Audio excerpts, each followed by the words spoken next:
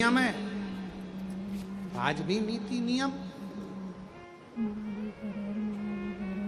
जिसके घर में संपदा की कमी होती है, जिसके घर में कर्जा बढ़ जाता है, लक्ष्मी नहीं आती, बहुत टेंशन की जिंदगी जीता है मनुष्य, व्यापार चल नहीं रहा, बहुत तकलीफ का जीवन चल रहा होता है, तो आज भी नियम है महाराज, आज भी नियम।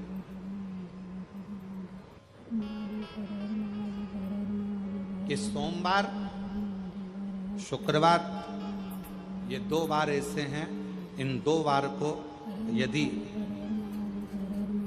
कटोरी में थोड़ा सा शहद रखकर, मधु रखकर यदि लक्ष्मी जी का स्मरण किया जाए और माता लक्ष्मी जी का स्मरण कर कर एक लाल पुष्प उस कटोरी के सम्मुख में माता लक्ष्मी का नाम लेकर रखा जाए और बाद में वही शहद, वही मधु और वही पुष्प सोमवार का दिन और शुक्रवार के दिन लक्ष्मी का पूजन कर कर, स्मरण कर कर, दूसरे दिन शुक्रवार के दिन पूजन करें, शनिवार के दिन उस मधु का, उस पुष्प का विसर्जन करें, सोमवार के दिन पूजन करें लक्ष्मी जी का स्मरण कर कर, और मंगलवार के दिन अगर विसर्जन करें, 5 या 7 सोमवार या शुक्रवार को यदि आप मधु का भोग लक्ष्मी जी को लगाना प्रारंभ कर दें, शिव का नाम स्मरण कर कर, तो उसके घर में कभी संपदा की कमी नहीं होती, लक्ष्मी उस संपदा को बढ़ाती। और हम तो यहां तक कहेंगे, प्रयास करो, अगर आपके घर में छोटा सा शिवलिंग विराजमान है, आपके घर में अगर छोटा सा शंकर जी का शिवलिंग है, छोटा सा शंकर भगवान का शिवलिंग है, या आपके घर में कुबेरेश्वर धाम का कंकर है, और आपके घर में यदि शंकर भगवान का शिवलिंग है, या सीहोर का रुद्राक्ष हो, या शंकर भगवान का शिवलिंग हो, या कंकर शंकर हो, तो निवेदन है जहां पर भी शिवलिंग आपके घर में विराजमान है, अगर छोटी सी कटोरी में एक बेलपत्र को आप नीचे रखिए, छोटी सी कटोरी उस बेलपत्र के ऊपर रखकर उसमें थोड़ा सा मधु, शहद, शंकर भगवान की साक्षी में शिव जी के सामने अगर शुक्रवार की शुक्रवार रखना प्रारंभ कर दो, धीरे धीरे संपदा की वृद्धि अपने आप होना प्रारंभ होगा। शुक्रवार के दिन बेलपत्री के वृक्ष के नीचे बैठकर घृत का दिया लगाकर शरीर में जो रोग है उसका स्मरण कर कर, शंकर जी से विनय कर कर, हे भोलेनाथ, आपने शुक्र देवता को संजीवनी मंत्र दिया है, तो क्या आप मेरे को वो मंत्र प्रदान नहीं करोगे? मेरे रोग, मेरी बीमारी, मेरे दुख को आप नहीं हरोगे? शिव से कहो, ये शरीर आपने दिया है और भजन करने के लिए दिया है, स्मरण करने के लिए दिया है, कीर्तन करने के लिए। यह स्कंद पुराण कहती है महाराज कि भगवान नारायण स्वयं इस जड़ के नीचे अपना विश्राम करते हैं महाराज, इस जड़ के नीचे। प्रयास करा करो, एक चुटकी हल्दी, कितनी? मात्र एक चुटकी हल्दी, आंवले के वृक्ष के नीचे भगवान हरि हर महादेव के नाम से रखकर उस पर पूर्व मुख कर कर, पूर्व की ओर मुख कर कर जल समर्पित करना प्रारंभ कर दीजिए। आप अगर प्रयास करेंगे, शुक्रवार की शुक्रवार करें, या नवमी की नवमी करें, अष्टमी की अष्टमी करें, प्रदोष की प्रदोष कर लें। मन जब दो होने लगे तब एक श्वेत पुष्प लेकर उस सफेद पुष्प में थोड़ा सा हल्दी और कुंकू का लेपन कर कर किसी भी शंकर के मंदिर में, शंकर के शिवलिंग पर यदि ब्रह्मेश्वर महादेव का नाम लेकर उस फूल को, पुष्प को समर्पित किया जाता है, फूल को चढ़ाते समय, फूल जब समर्पित किया जाता है तो फूल का जो मुख है, जैसे ये डंडी है फूल की, और फूल का जो मुख है, जहां आप बैठे, इधर बैठे हैं तो इधर, उधर बैठे हैं तो उधर, इधर बैठे हैं तो इधर, फूल का मुख अपनी ओर होना चाहिए। उस भगवान शंकर के शिवलिंग पर ब्रह्मेश्वर महादेव का नाम लेकर यदि वो श्वेत पुष्प हल्दी और कुंकू लगाकर समर्पित करा जाता है तो व्यक्ति का मन बार बार डामाडोल नहीं होता और वो एकाग्र चित्त होकर अपनी मंजिल तक पहुंच जाता है। वो ब्रह्मेश्वर महादेव। एक पात्र में जल और दूध ले लीजिए, शुक्रवार का दिन। तो कहोगे गुरुजी ये कथा कहां से निकाल के लाए हो? तो विष्णु पुराण में से आप उसको स्मरण कर सकते हो। काय में से? विष्णु पुराण में से। एक पात्र में देसी गाय का दूध, जल उसमें रखकर, और आपके अगर लड्डू गोपाल हो, यदि आपके घर में ठाकुर जी हो, लड्डू गोपाल हो, विष्णु जी का कोई स्वरूप हो, श्री हरि का कोई स्वरूप हो, तो उस पर शुक्रवार के दिन आप संध्या के समय पर दुर्वा डालकर उस दुर्वा से अगर लक्ष्मी जी के नामों का 108 बार उच्चारण कर कर, घी का दिया लगाकर, कैसर के चावल साथ में रखकर केवल उस जल का और दूध का मात्र छींटा देते हो तो उसके घर में कभी लक्ष्मी की कमी नहीं आ सकती, संपदा बढ़ती चली जाती है। 108 बार लक्ष्मी के नाम का मात्र उच्चारण कर लेने पर, भगवान विष्णु के चरणारविंद पर, भगवान विष्णु के चरणों पर केवल उस दुर्वा का, जल का, दूध का सिंचन कर देने से भी लक्ष्मी की वृद्धि होती,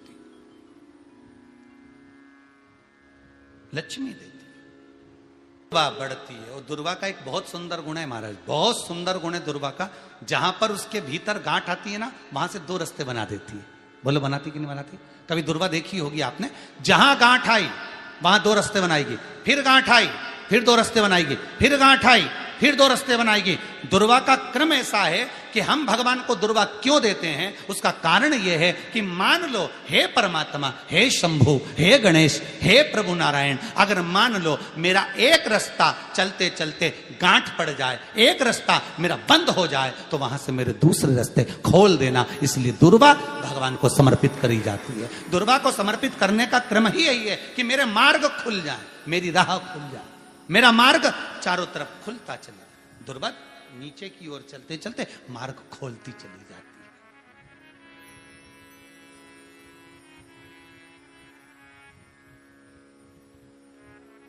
अमृत है ये, इसलिए नष्ट नहीं होती। तोड़ के रख लेना, प्रैक्टिकल करके जरूर देखना, सीवर वाला महाराज कहीं झूठ तो नहीं बोल रही है। तोड़ कर रखो दुर्वा को, बोरी में भर कर रखो। 4 साल, 6 महीने, 8 महीने बाद सूख जाए, बेकार हो जाए, उसके बाद भी उसको खेत में, बगीचे में कहीं ले जाकर पटक देना, 8-15 दिन पानी देना, देखो फिर वापस वही हरी की हरी होना, वही कहीं ना कहीं से स्फुटित होते फिर आगे बढ़ना चालू कर देगी। उसका तत्व है अमृत, वो अमर है, मरती नहीं, फिर चालू हो जाती। शिव कहते हैं यही अमरता है, यही अमरता है कि दुख आया तो मरने की नहीं सोचना है। तकलीफ आई, कष्ट आया, रोग आया, बीमारी आई, थोड़ा सा तकलीफ आ गई, थोड़ी बीमारी आ गई, थोड़ा दुख आ गया, तो ये मत सोचना मैं मरना है। नहीं नहीं नहीं, अभी तो और जीना है। तो किस लिए जीना है? कोई कहेगा इसको कहीं आसक्तियां होंगी, घर की, परिवार की, कुटुंब की, कबीले की, इसलिए जीना चाहती है, इसलिए जीना चाहता। नहीं, आसक्ति एक रखना कि मैं जीना इसलिए चाहता हूं, मैं और जीना चाहती हूं, इसलिए चाहती हूं कि अब मैं भगवान का भजन करना चाहती हूं। अभी तक मैंने परिवार, कुटुंब, कबीले, संसार के लिए करा, अब जितनी जिंदगी दी उस मालिक ने, अब मैं उसका भजन करूं। दुर्वा भगवान विष्णु को चढ़े, दुर्वा गणेश जी को चढ़े, दुर्वा शिव जी को चढ़े, दुर्वा ब्रह्मा को चढ़े, दुर्वा इंद्र को चढ़े, दुर्वा पितरों को चढ़े। कितना सुंदर कहा है। जिसके घर में पितृदोष प्रबल होता है, बहुत प्रबल पितृदोष है, तो उसके घर के जहां पानी का मटका रखा था, पितृदोष मालूम है ना? पितृदोष का लक्षण क्या होता है? 1 रुपए कमाओ, 1.25 रुपए खर्च हो, समझ लेना पितृदोष है। रात्रि को सो गए तुम, बड़े चक नींद आ गई तुमको, बहुत प्रेम से सो गए, सोने के 1.5 घंटे या 2 घंटे बाद तुम्हारी नींद खुल जाए और कम से कम आधे घंटे तक तुमको भूख लग रही हो, समझ लेना पितृदोष है। सोकर उठने के बाद में जैसे ही 1-2 घंटे की नींद हो गई और अचानक नींद खुल गई और तुम्हें भूख लग रही है,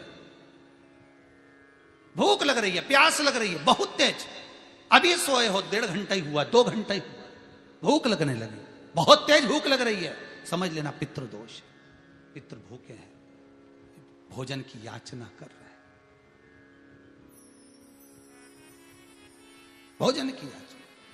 सोने के बाद तत्काल नींद खुले 2 घंटे के बाद, भूख लगे, उसका भी एक समय बताया है महाराज ब्रह्मवर्ता पुराण के अंतर्गत कि रात्रि को सोने के बाद में 1 घंटे की नींद हो जाए और उसके बाद में 2 घंटे के अंदर वापिस नींद खुल जाए और भूख लगने लगे तो समझ लो पितृ भूखे हैं, भोजन मांग रहे हैं, अन्न मांग रहे हैं, पितृदोष है।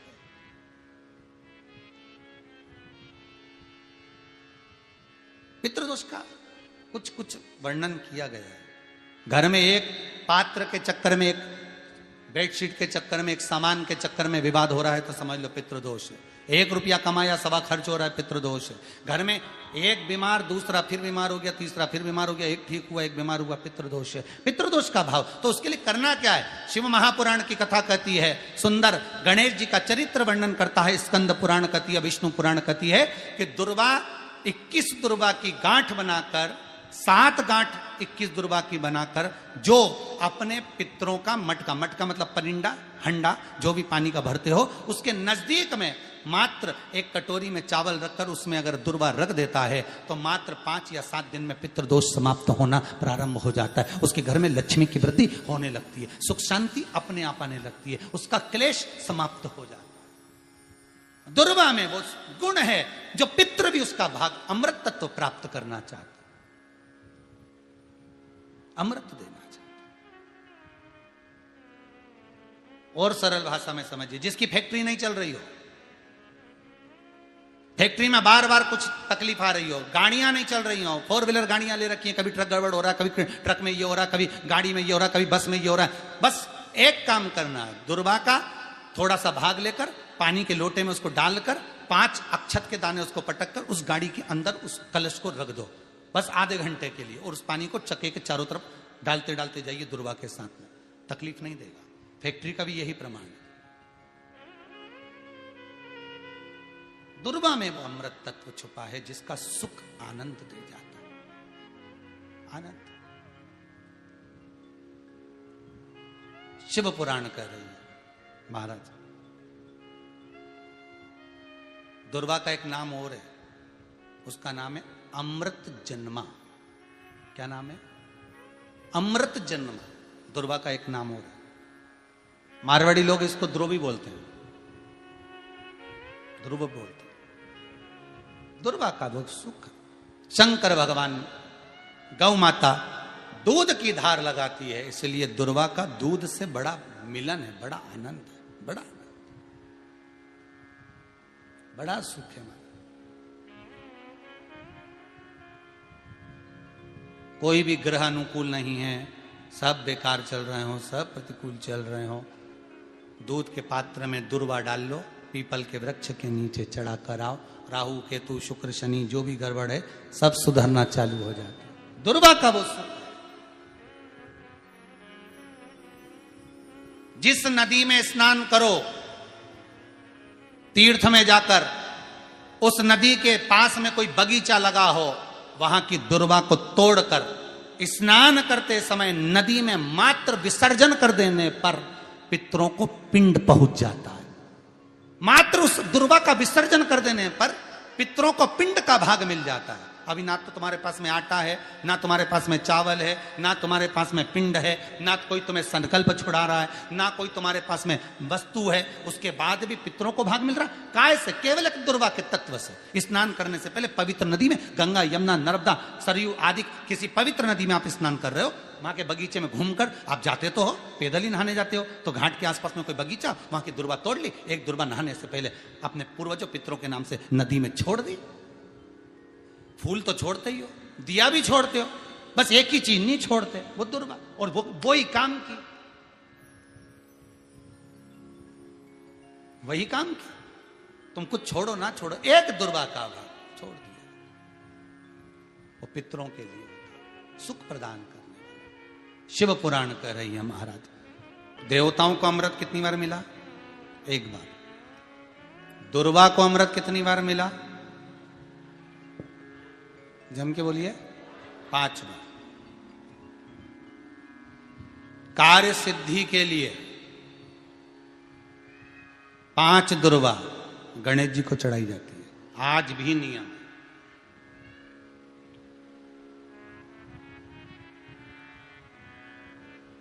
कभी आपको मौका मिला हो और आपने रावण संहिता पढ़ी हो, कौन सी संहिता? रावण संहिता। क्योंकि रावण शिव का उपासक था, भजन करने वाला था। शिव तांडव स्तोत्र आज भी लोग रावण का एक आनंद में पढ़ते। तो शिव का उपासक है रावण, शंकर का उपासक। विद्वान भी था, ज्ञानवान भी था। वो तो देवता के हाथ से मरना था उसको, इसलिए उसने मांगा ही यही था। जो मांगा वो मिला। तो रावण संहिता अगर किसी ने पढ़ी हो तो उसको मालूम होगा, रावण संहिता में 4 तरह के तिलक का महत्व बताया। कितने तिलक? 4। उन 4 तिलक में सर्वश्रेष्ठ तिलक रावण बताता है। एक तिलक सर्वश्रेष्ठ है, वो है दुर्वा। जो दुर्वा होती है, उस दुर्वा को जलाकर उसकी भस्म तैयार कर कर उसमें गाय का, श्वेत गाय, कौन सी गाय? सफेद। उस गाय के शरीर पर कोई दाग ना, उसके शरीर पर पूर्ण तरह से श्वेत हो, ना लाल उसमें कोई धब्बा हो, ना काला धब्बा हो, ना कोई कलर हो, बस केवल श्वेत। रावण संहिता में 4 तरह के तिलक का प्रमाण दिया। तो एक तिलक रावण संहिता में वर्णन आया, एक तिलक का जो व्याख्यान वर्णन किया गया, उसमें दुर्वा को जलाकर राख कर कर भस्म बनाकर उसमें गाय का घी, देसी गाय का घी मिलाकर और उसका बिंदी, उसका तिलक मस्तक पर लगाकर या नैनों में सुरमा लगाकर जो व्यक्ति जिस किसी से मिले वो उसका हो जाता है। उस दुर्वा में इतना प्रबलता आ जाती है, अमृत तत्व जुड़ा हुआ है दुर्वा के। रावण संहिता में 4 तिलक बताएं, उसमें से सबसे 4 तिलक में अलग अलग, एक बेलपत्री की जड़ का तिलक है, एक आंकड़े की जड़ का तिलक है। रावण संहिता में 4 तिलकों का वर्णन है, उसमें मुख्य है सबसे ज्यादा।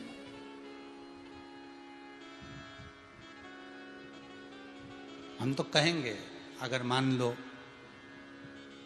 वैसे तो नौकरी करने जाओ, सर्विस करने जाओ तो आंख में काजल लगा कर जा नहीं सकते, नहीं तो लोग ही कह देंगे कहाँ से आया है। मालूम पड़े तुम नौकरी के लिए इंटरव्यू देने जाओ और आंखों में काजल लगा के चले जाओ, तो फिर भी एक प्रयास करना, फिर भी एक प्रयास करना, उस दुर्वा का जो काजल बनाओ, मूछे हो, दाढ़ी हो, कहीं कहीं पर भी उसकी एक बिंदी लगाकर चले जाओ, वह असर करेगी और आपको वो जॉब मिल ही जाएगा, ये पक्का है।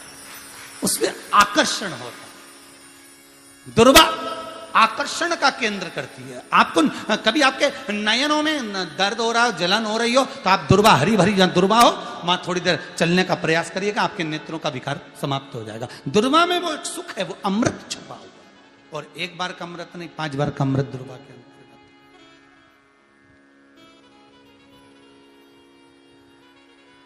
कौन से देवता हैं जिनके ऊपर दुर्वा का जल दूध में मिला हुआ छीटा जाए? श्वेत गाय के। देखो दूध का प्रमाण बार बार दुर्वा के साथ आया, उसका कारण क्या है? क्या कारण हो सकता है उसका? उसका एक कारण है, समुद्र मंथन के समय पर सबसे पहले कुछ निकला था, तो समुद्र मंथन में सबसे पहले निकली थी गौ माता निकली थी। क्या निकली थी? गाय। सबसे पहले निकली थी गाय। और कितनी गाय निकली थी? 5। पहली नंदा, दूसरी सुभद्रा, तीसरी सुरभि, चौथी सुशीला, 5वीं बहुला। ये 5 गाय समुद्र मंथन में निकली। अब समुद्र मंथन में जब गौ माता निकली तो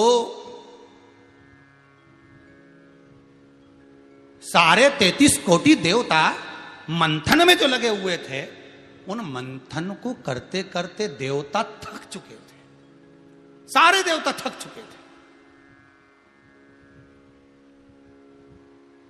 बहुला सुरभि और सुशीला से बोली, सुभद्रा से बोली, नंदा से बोली, अपना काम है, एक काम करो, अपन आप रूप दूध की धार बहाना प्रारंभ करो, अपने आप दूध की धार हम मृत्युलोक में हम भेजें इन देवताओं के लिए, तो देवताओं को अमृत तत्व मिलेगा, आनंद होगा। और गौ माता ने ऊपर खड़े होकर जो दूध बहाना प्रारंभ करा, वो देवताओं के मुख में आधा तो गया और आधा दूध समुद्र पर जब गिरा, और जो मंथन चल रहा था उस मंथन के चलते, कभी दूध का दही का मंथन करना तो क्या निकल कर आएगा, मक्खन आ जाएगा। वो मक्खन तेरता हुआ समुद्र की लहर से दुर्वा पर जा पड़ा। इसलिए आज भी दुर्वा के साथ में गौ माता के दूध का बड़ा प्रमाण है, वो भी देसी गाय, जर्सी नहीं, विदेशी नहीं, देसी गाय। और देसी गाय का दूध का बड़ा बड़ा प्रमाण है साहब। हम कई बार कथाओं में कहते हैं, जैसा खाया अन्न, बोलते जाओ, वैसा हो गया मन, जैसा पिया पानी वैसी हो गई वाणी, और जैसा पिया दूध वैसी बन गई बुद्ध। बुद्धि कैसे बनी है? दूध से बनी। डब्बे का दूध पियोगे तो डब्बे हो जाओगे, थैली का दूध पियोगे तो थैली, बोतल का दूध पियोगे तो बोतल। दूध का बड़ा असर।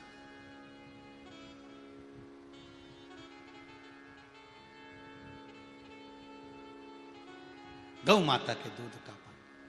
कहा एक पात्र में जल और दूध ले लीजिए, शुक्रवार का दिन। तो कहोगे गुरुजी ये कथा कहां से निकाल के लाए हो? तो विष्णु पुराण में से आप उसको स्मरण कर सकते हो। काय में से? विष्णु पुराण में से। एक पात्र में देसी गाय का दूध, जल उसमें रखकर, और आपके यहाँ अगर लड्डू गोपाल हो, यदि आपके घर में ठाकुर जी हो, लड्डू गोपाल हो, विष्णु जी का कोई स्वरूप हो, श्री हरि का कोई स्वरूप हो, तो उस पर शुक्रवार के दिन आप संध्या के समय पर दुर्वा डालकर, उस दुर्वा से अगर लक्ष्मी जी के नामों का 108 बार उच्चारण कर कर, घी का दिया लगाकर, कैसर के चावल साथ में रखकर, केवल उस जल का और दूध का मात्र छींटा देते हो, तो उसके घर में कभी लक्ष्मी की कमी नहीं आ सकती, संपदा बढ़ती चली जाती है। 108 बार लक्ष्मी के नाम का मात्र उच्चारण कर लेने पर, भगवान विष्णु के चरणारविंद पर, भगवान विष्णु के चरणों पर केवल उस दुर्वा का, जल का, दूध का सींचन कर देने से भी लक्ष्मी की वृद्धि होती, लक्ष्मी देती।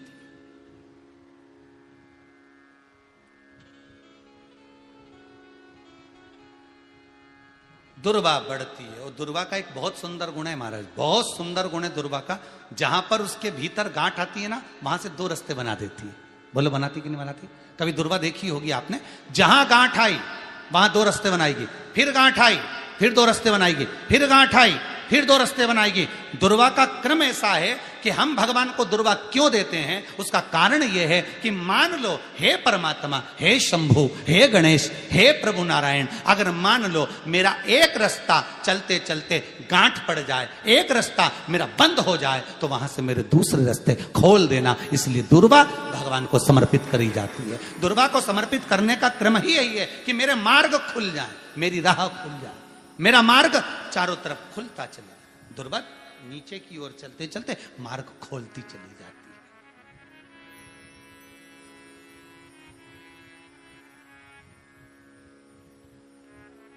अमृत है ये, इसलिए नष्ट नहीं होती। तोड़ के रख लेना, प्रैक्टिकल करके जरूर देखना, सीवर वाला महाराज कहीं झूठ तो नहीं बोल रही है। तोड़ कर रखो दुर्वा को, बोरी में भर कर रखो। 4 साल, 6 महीने, 8 महीने बाद सूख जाए, बेकार हो जाए, उसके बाद भी उसको खेत में, बगीचे में कहीं ले जाकर पटक देना, 8-15 दिन पानी देना, देखो फिर वापस वही हरी की हरी होना, वही कहीं ना कहीं से स्फुटित होते फिर आगे बढ़ना चालू कर देगी। उसका तत्व है अमृत, वो अमर है, मरती नहीं, फिर चालू हो जाती। शिव कहते हैं यही अमरता है, यही अमरता है कि दुख आया तो मरने की नहीं सोचना है।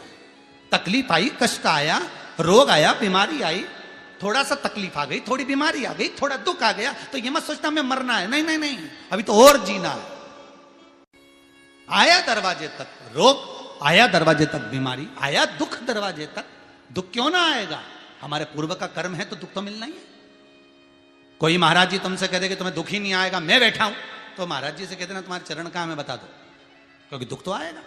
जैसी करनी वैसी है करनी। जो पूर्व में कर कर आए हो, भले आज तुम किसी को दुख नहीं दे रहे, भले आज तुम किसी को तकलीफ नहीं दे रहे, पर पूर्व का कर कर आए हो वो तो भोगना पड़ेगा।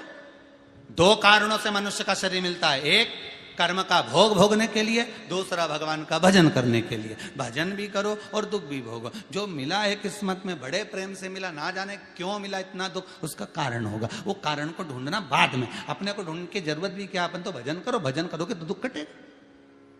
मंदिर जाने से दुख नहीं कट रहा, दुख कैसे कट रहा है? मंत्र जपने से, नाम जपने से, राम कहने से, कृष्ण कहने से, शिव कहने से, भवानी कहने से। मंत्र जितना जपोगे उतना दुख कटता चले जाएगा, उतना दुख कटेगा।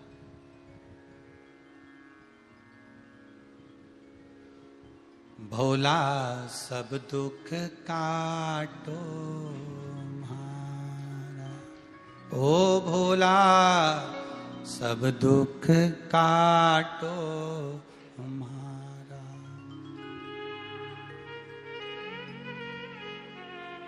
शिव शंकर जपूं तेरी माला, भोला। जैसे व्यक्ति का कोई काम नहीं हो रहा हो, बहुत दिन से लगे, बहुत समय से लगे, ये काम हो ही नहीं रहा, तो शंकर जी का नाम को उल्टा कर कर जपना चालू कर दो, नमः शिवाय ओम। आपको लगे कि आपके घर में शांति बिल्कुल नहीं है, क्लेश बहुत ज्यादा है, बहुत ज्यादा तकलीफ, हमारे घर में कुछ न कुछ जरा सी बात पर विवाद होता ही है, तो प्रयास करिएगा कि आप काली तिल थोड़ी सी, एक काली मिर्ची और 7 लौंग, क्या क्या तिल चीजें हैं, काली तिल, काली मिर्ची, 7 लौंग, केवल ये हथेली में रखकर अपना नाम और गोत्र बोलकर अपने दरवाजे से बाहर निकलकर किसी भी शंकर के मंदिर को समर्पित करिए। शिव पे नहीं चढ़ाने दें तो शंकर की चौखट पर रखें। महाराज, घर में कभी क्लेश नहीं होगा, बिल्कुल शांति, सहजता, प्रेम आपस। भगवान देवाधिदेव महादेव को जल चढ़ाते हैं, उसके 5 अलग अलग तरीके हैं। बहुत सावधानी से सुनना कथा, आपकी और हमारी जिंदगी की सार्थकता को सिद्ध करने वाली कथा।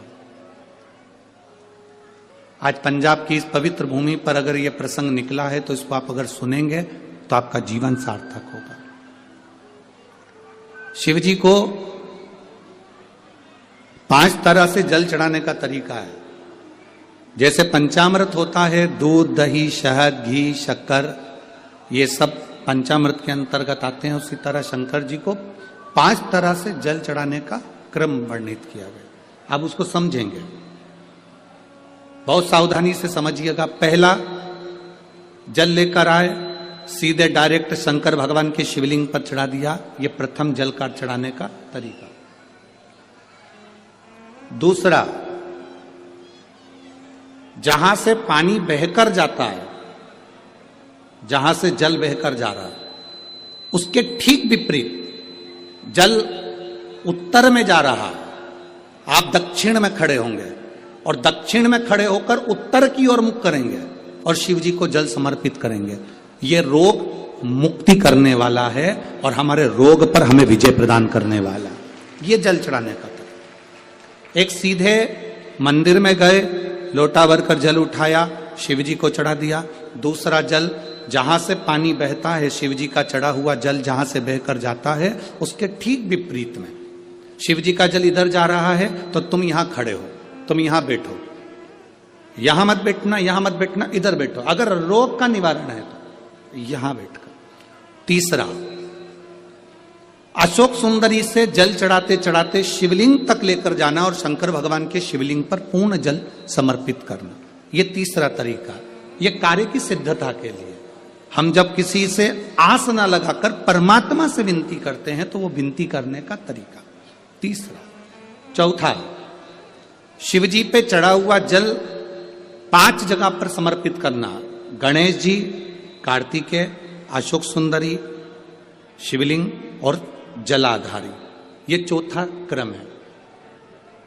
जब जिस नारी का, जैसे मेरा नाम मोनिका है, मेरे पति का नाम संजय सिंह है, मैं दिल्ली स्वरूप नगर के निवासी हूं, मेरा फोन नंबर ये है। कहीं बैठी हैं? मैं बाबू को लाए हैं क्या? नहीं लाए? ठीक है, मैं प्रणाम करने के लिए लाई हूं। गुरुदेव बाबा बाबा है, बैठी है बहन। शिव तत्व है, एक जल चढ़ाने का तरीका। शिव जी को हम जो जल चढ़ाते हैं उसका एक तरीका भी हमारी जिंदगी में अगर हमने उसको स्मरण में रख लिया तो हमारी कार्य की सिद्धता को सिद्ध कर देता है, हमें सफलता की ओर लेकर चले जाता है। सीधे जल चढ़ाना, दक्षिण में बैठकर उत्तर की ओर मुख कर कर जल चढ़ाना, अशोक सुंदरी से लेकर शिवलिंग तक जल चढ़ाना, 5 स्थान पर गणेश, कार्तिकेय, अशोक सुंदरी, जलाधारी, शिवलिंग पर जल चढ़ाना 5 स्थान पर, ये चौथे नंबर का। और 5वां जल समर्पित करना,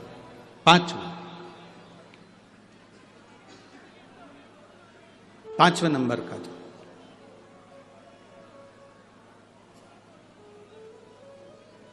शिव जी को 5 नंबर का जो जल आता है, जो जलाधारी है, ऊपर जिसमें पानी भरा रहता है और नीचे एक एक बूंद टपकता रहता है, जलाधारी में जल समर्पित कर कर उसी जल को बचाकर अशोक सुंदरी वाली जगह पर थोड़ा सा चढ़ाकर उसी में से जल शिवलिंग पर जब हम समर्पित करते हैं तो हम जिस कार्य के लिए जा रहे हैं वो कार्य सफल हो।